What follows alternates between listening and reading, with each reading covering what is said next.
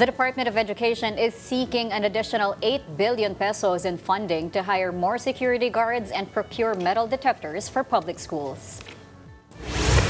Education Secretary Sonny Angara said the proposal will be submitted to Congress as part of efforts to strengthen campus security, noting that only 2,494 security guards are currently deployed across more than 48,000 public schools. Angara said the department continues to improve its security protocols, including bag inspections and the use of metal detectors. However, it acknowledged that prohibited weapons still find their way into schools as perpetrators adopt new methods of concealment.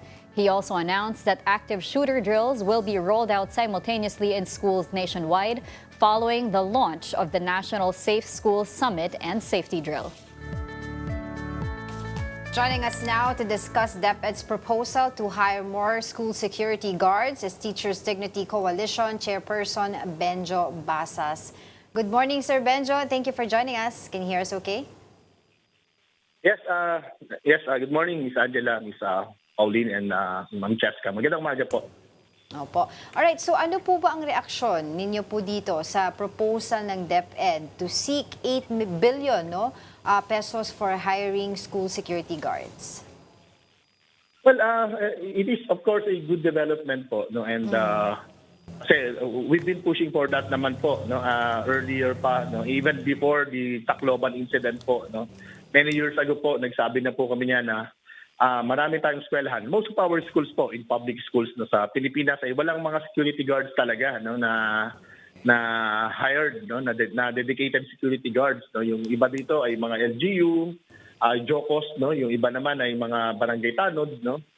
Yung iba nga, even some of our teachers, no, ay nasa gate na, no, ng ating mga eskwelahan to augment, no, the security protocol, no, of our schools, no. And then of course, no, yung iba walang bakod, no. Alam nyo, Ma'am Angela, kapag ka walang bakod, kahit may security guard ka, wala rin, no. At marami po 'yan sa isa naming online, no, na meeting ay may mga nakuha po kami, no, na mga schools, no, na wala talagang mga bakod, no, at nakakapasok pati yung mga itik, mga baka, mga kambing, no. So ginagawang daanan ng mga kapitbahay natin sa community. So may issue ito ng security, no. And of course, itong move na ito ng DepEd, no, is of course commendable, no. Bagamat huli ay better late than never po. Aside from hiring more security guards, we also saw DepEd conduct its first ever active shooter drill at Manila Science High School. What are the other ways you think that society can prepare for any possible future incidents? Yes, ma'am.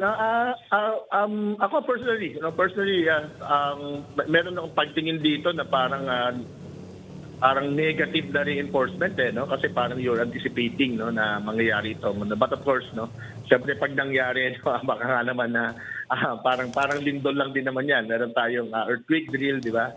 But we're not anticipating, no? Pero ito kasi dapat yung no, ma-prevent. Of course, yung prevention is more important, no? At yung deterrent. No? So kanina binabagit nyo na po, no, yung mga pagbili ng mga equipment, no, gaya ng mga metal detector, meron na tayo ngayon. May mga ilang schools po tayo sa public na meron na tayong body scanner, no, yung mga yun po, no. But more so, of course, no, importante talaga, no po, kasi ano ito no, kinakailangan po behavior to, no. Itong pinag-uusapan natin, to some extent culture, no. Baka kailangan talaga natin mabuo, no, yung maayos natin, ano, na guidance and counseling program sa ating mga paaralan, pero hindi yan sapat, no. Kailangan pati doon sa mga pamilya, no, doon sa ating mga tahanan, ano, ay maayos po, no, yung kumbaga mental health po, no, ng ating mga bata, ng ating mga mamamayan, no, in general. Kasi kahit paanong active shooting drill lang gawin po natin, baka masayang ito, no, kapag hindi po maging maayos, no, itong mga ganito pong program po natin, ano, sa ating paaralan, sa ating public schools in particular po. Pero sir, nabanggit po nga natin na 8 billion pesos ang planong i-allocate ng DepEd sa pag-hire ng security guards, pati na rin ng mga metal detectors. Pero ang malaking problema pa rin sa ating mga paaralan ay yung kakulangan ng mga classrooms, pati ng learning material. So sa tingin niyo po ba ito yung dapat na priority sa budget ng edukasyon? Well, of course, pag tinanong kami kung anong dapat i-prioritize sa education budget, ang sinasabi namin parate yung welfare ng ating mga guro at ng mga mag-aaral. Well, everything follows kapag inuna natin yung welfare ng mga guro. Diba? Pero dito po kasi sa issue na ito, hindi naman ito unahan eh. Hindi ito ba dapat ang mauuna. Pare-pareho kasi itong kinakailangan. Ano po? Well, again, ulitin ko, kung kami ang tatanungin, welfare ng guro ang uunahin dapat natin. Yung rights, welfare, economic benefits, etc. Diba? Pero syempre kasabay niyan, kinakailangan na rin naman nating matiyak yung seguridad ng ating mga paaralan. At take note po, lahat ng establishment sa buong Pilipinas, and I mean everything, lahat po yan ay may security guards, lahat ng private schools may security guards. Pero tayo, nag-exist, ang ating mga eskwelahan, yung iba dyan, baka 50 years na, ilang dekada na nag-exist, and yet walang security guards, di ba? Kailangan rin na po natin itong tugunan. But it doesn't mean naman na kapag nag-hire tayo ng security guard, ay hindi tayo makakapag-construct ng classroom. Kasi kung gano'n po, yung magiging skema ng Department of Education, mahirap din yan. Tama po kayo. Kailangan natin tugunan yung classroom. Kaya nga po, in our separate statements, sinasabi din namin na dapat meron mga classroom na sapat, di ba? Kasi yung kindergarten program natin, dapat hindi tataas ng 15 bata. Yung mga grade 1 to grade 3, hindi dapat tataas ng 20, So, ang laki, Ang laki, At itong ng problema, po. So, ilalagay po natin siya sa kabuuang konteksto ng public education system, dapat yung approach din ng DepEd ay hindi naman piecemeal. Tama naman po kayo dyan, hindi dapat maging piecemeal yung approach. Dapat ang approach po dito talaga ay holistic. Kasi ang daming kailangan ng education sector natin at marami po dito. Although hindi lahat, pero marami po dito and perhaps kung ako tatanungin, baka 80% ng problema natin sa education sector ay mareresolba kung tayo ay magbibigay ng sapat na budget para sa lahat ng programa na essential sa ating education, sa operation ng ating public education system po. Well, Benjo, of course, in connection to that, with what you have just said, may also concern here is what about the remote areas, schools in remote areas or far-flung areas? How are they going to implement the security measures now when in fact they still struggle dito nga sa mga inadequate facilities? Tama po yan. That's a very good observation po. Meron tayo sa mga remote areas na walang kuryente mismo. Walang kalsada. Yun yung mga last mile schools po natin. Right. I understand. In the recent past po, ay may mga augmentation din naman nung budget for those schools po. Diba? Pero talagang struggle po yan. Talagang magiging challenge po yung pag-implement. Kasi kung magde-deploy man tayo ng security guard dyan, wala naman pong yan nga, yung binabanggit ko po, wala tayong fence, perimeter fence doon sa mga eskwelahan po niyan. Pero alam niyo po, based observation lang din naman namin, yun naman mga schools na nasa far-flung areas po na ganyan, na mga close communities po yan, ay hindi naman nagiging problema normally yung security. Kasi nasa isang malalayo na isolated ng mga barangay po yan, halos lahat naman sila ay magkakilala, pagkakamag-anak. But then, of course, hindi lang naman yung tao ang sinisecure natin pag nasa eskwelahan. Sinisecure din po natin yung mga dokumento, yung mga facilities. Kaya kailangan pa rin naman po ng security personnel po. Sa lahat, imagine, ilan ang eskwelahan natin? 47,000. Kung lahat po ng yan ay de-deployan natin ng isa lamang na gwardiya, diba? Kailangan natin ng 47,000 positions. Diba? At least ang gwardiya po, diba? Ang gwardiya at least dalawa ang usual po, batay sa aking pagkakaalam, ay 12 hours yung kanilang shift. So dalawang shift po yan. Yung iba kung 8 hours, kailangan natin ng 3 gwardiya sa isang school. isa lang po ang pinag-uusapan natin doon na may mga eskwelahan po tayo na sobrang lalaki.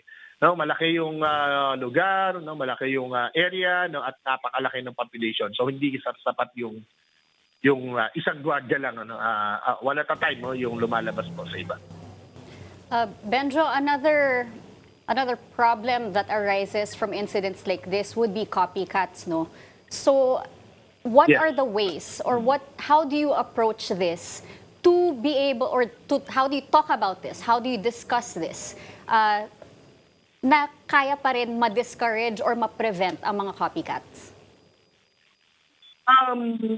Yun po, no, syempre, meron tayong school guidance and counseling program yan sa buong eskwelahan. Meron din naman po tayo sa homeroom, no, yung ating mga class advisors po natin, ano po, bawat isa po dyan ay meron naman pong skills kahit papano, no, doon po sa guidance and counseling. So pag yung bata ay merong nakitaan na po kagad natin na may red flag,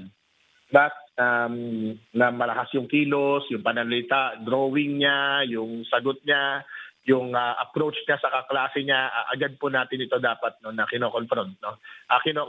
Hindi kino-confront, no, kasi pangit naman yung term na kino-confront. Agad po natin ito na ina-address. Ano po, kinakausap na po na kagad natin yung mga bata. Pero totoo po kayo dyan, ano, at hindi nga exception yung school namin, eh. No, meron po dito sa amin sa Caloocan earlier this week po, no, may mga ganyang banta, no, may mga ilang, no, at least hindi na naman namin estudyante yung iba, no, dati nandito, no, mga taga-community, no, na nagbabanta, no, halimbawa nagpakalat sa Facebook, may mga posts, no, tapos meron din po diyan sa Angeles City, no, meron sa Lasam Cagayan, ano po, ang dami, no, na nagbabanta. Pero banta po 'yan, no, na hindi naman natin ipagwawalang bahala. Ang mahirap po talaga diyan yung talagang ginawa. Diba, yung pumasok na may dalang patalim or baril or whatever. Even after the Tacloban incident po, meron po tayong nakita, no. So kinakailangan po, no, meron tayong na i-record, no. Kinakailangan po talaga, no, ay magkaroon po talaga tayo na maayos, no, na at least kung mga estudyante po natin 'yan, ano, at malalaman natin na sila yan, ma-identify po natin na sila yan, ano, dun sa kanilang mga kilos, sa kanilang pananalita, no, sa actions nila, di ba, sa paikitungo nila sa mga klase, ay kinakailangan po talagang ma-address kaagad, no, through counseling. No, o kahit na informal, minsan naman kasi hindi naman kailangan structured, eh. Di ba?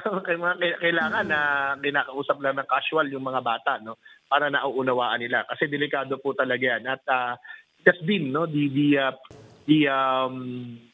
observation, no, ganyan din po yung nakita natin in other countries, no, na pag merong mga mass shooting na ganyan ay gumagaya, diba? So napaka-delikado po dito. Pero sir, dahil nga po sa pagtaas ng insidente ng violence among children, pinag-iisipan na ng ilang mga senador yung pag-ban din ng mga online games. Ano po ba yung posisyon nyo dyan, sir? Dapat bang iba na itong mga games na violente o may mas malalim pang issue na dapat ma-address? Ano na rin po yung papel ng mga magulang, ng komunidad, pati ng local government sa pag-address nito? Well, tingin ko okay lang rin naman sa akin, pero that is not the sole reason, no? Kasi baka naman pinag-iinitan natin yung mga online games, eh. Buong mundo naman may online games, di ba? Pero wala namang mass shooting sa ibang mga bansa. Sa atin, first time naman po ito, di ba? At nandyan na yan na matagal na, no, yung mga online games po na yan, ano po, no? So kung yun ay factor, at kinakailangan din naman at least scientific naman yung gagawin po natin ditong approach, no? Meron bang research na? May mga studies na po ba? May mga published na po ba ng mga papel tungkol dito, no? At ano yung mga naging recommendation? Yun yung kahalagahan po, no, nung research, no, nung observation po dito, no. At kung kayang patunayan, no, na ito ay may epekto, wala na tayong pag-uusap, no. Hindi na natin dapat pang pagtalunan, no, kung if we have to ban or at least regulate, no, the online games po na ito na ang tema ay violent. At totoo naman po, kahit naman po ako, hindi naman ako eksperto, no po, pero siguro sa aking obserbasyon, maaari po itong makaapekto kasi yung mga bata minsan habang naglalaro, nagmumura, di ba? Yung lang pagmumura, violence na po yan, di ba? Lalo na yung mura naman, hindi naman cute, no? Hindi naman yung lambingan ng mga mura, di ba, ng mga komedyante, kundi talagang galit, no, pag naglalaro dun sa mga online games. O kailangan po itong ang kailangan po itong tignan. Eventually, no, kung makita natin na baka kailangan i-regulate and ultimately ay iban. Sa ibang mga bansa kasi binan din no, yung mga ilang online games and even social media, 'di ba, sa mga minors. No? So mukhang kailangan din natin tignan at pag-isipan kung papaano.